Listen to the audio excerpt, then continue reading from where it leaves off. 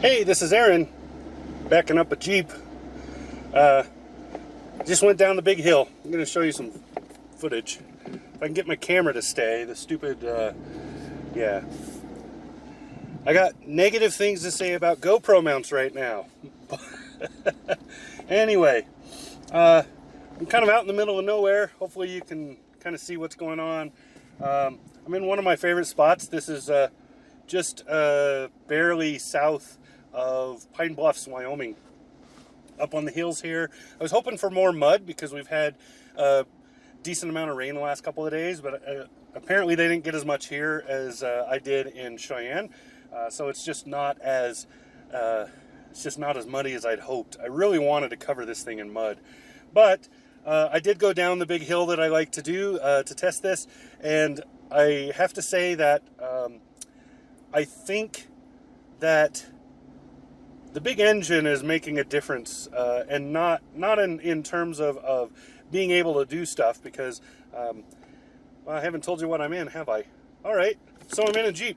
I'm going to push the park button and set the brake. I am in a Jeep Wrangler. This is the unlimited four-door, and it's the 392, which means it has the big 6.4 liter engine under the hood up there, and 470 horsepower. Now it's beautiful. It sounds really good. I'll try to get a recording of the sound and I'll play that for you. But it just sounds really good, and all that extra power is nice. One of the things that I like about this Jeep is it just feels really strong. The V6 is great. It's a nice little goat, and it's kind of the stalwart. It's always been there, and it's a great engine for this Jeep. But you put this in it, and suddenly you have all this get up and go. Now, there's a downside to that, and I just found that out. When you're off the road, this vehicle weighs a lot more. You're putting a lot more tax on the suspension when you have that heavy engine. And what that means is when I went down those rocks over there, I was bottoming that suspension. And normally I would never do that, especially in a two-door, but not even in a four-door. As long as it's a Rubicon model, it's always been able to go down that hill. Now, I will also say that I went very, very slow because, again, longer wheelbase means that I'm more likely to either high center or smack the ass of this going down. The departure angle is very good, though, and I managed to not do that. But I cannot get the Gladiator, even in the Rubicon package, down that same hill, not without smacking a whole lot of stuff and potentially causing a lot of damage. So I'm really impressed that they were able to retain the off-road capability of this. That said, the extra weight on this really does make me feel like I need to slow down doing that stuff. I had to stop just to let the vehicle even itself out before I kept going, and that's not something I've ever had to do in a Rubicon before, in any Wrangler, going down any Wrangler Rubicon, that's what I need to say. So that is a concern, that extra weight. But on the flip side of that, this thing hauls ass. Holy crap, is it fun. I might try to do a 0 to 60 just out here in the dirt because I think it would be cool. That's kind of the point of this thing, right? I'm not going to promise any great numbers. I don't think the 0 to 60 in this is going to be, really hellaciously impressive, because this is it's a Jeep. Come on. It's not made for racing. It's made for having good times. But I'll do it anyway because, we got a dirt road and it's a Jeep. Anyway, I'm going to tell you some more about this rig. Let me get out and stand in front of it. How's that? And then you can see what it looks like.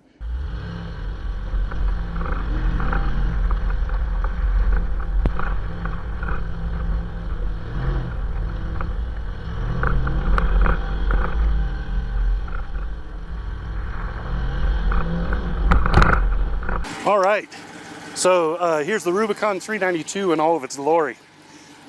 Beautiful, beautiful rig. Not really partial to this color. I like the more exciting colors from Jeep, but I know there are people that like this. Also, this is the convertible, so see that? All Jeeps are convertible, but this is the electric convertible, so that means that you can run it from the inside and it just folds up to back here. And then, like every other Jeep, if you really want to take everything off, the tool set's in there, go to town, you can do it. In the back, there is a optional storage pouch that you can put all that bunch of that stuff in, not all of it. Windshield still folds down, doors can still come off, all that other good Jeep stuff. So what we have here is we have the 392. You can see it's got a little more aggressive hood scoop. I'll show you some photos to illustrate that a little better.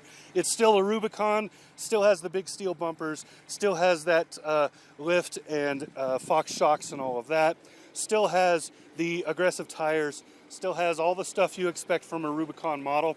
I was hoping to get a little more mud out here because I'm wearing shorts, I got water shoes on. I was really expecting to be tromping around in the mud today.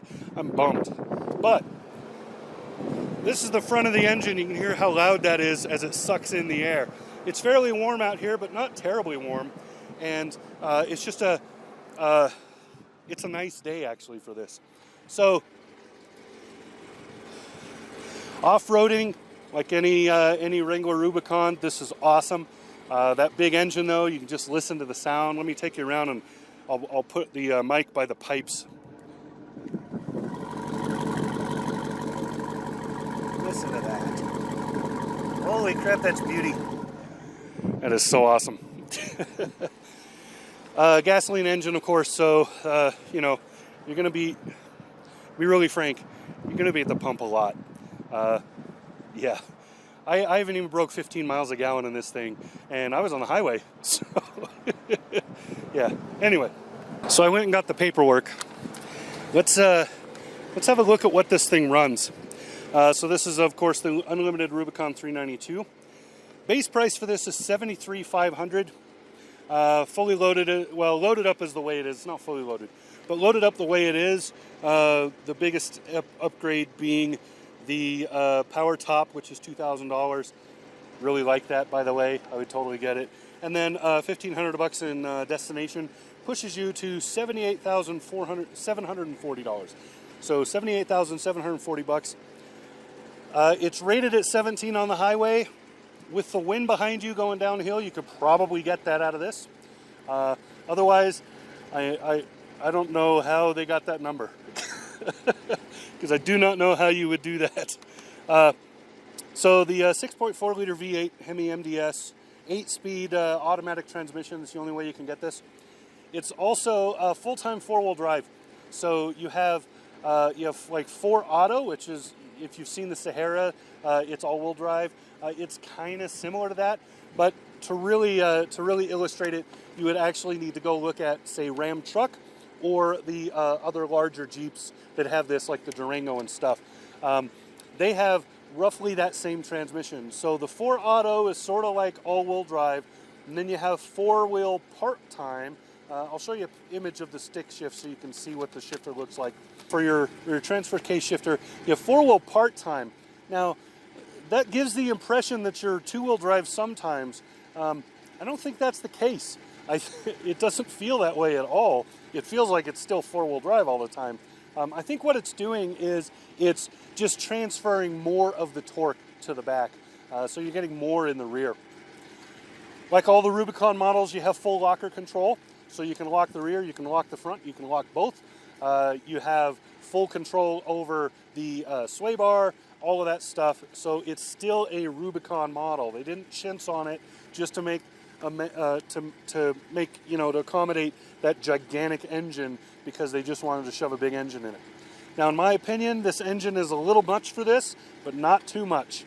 If I were tuning this for my needs, for something that I would want, I would probably want about 400 horsepower. This is 470, really good. There's no such thing as too much horsepower, especially over at Dodge. So, what I will tell you is, this is a very, very likable machine. It's pricey, but it's very, very likable. So, kudos to Jeep for this. They did a really good job on it. I think that's all I've got. I don't think I can talk about anything else. I wish I could turn the camera around because there's some turkeys wandering across out there. All right, so there you go. That is the 2021 Jeep Wrangler Unlimited Rubicon 392. There you go. So beautiful, beautiful rig. Lots of fun. Oh, and there's a button to make the pipes louder.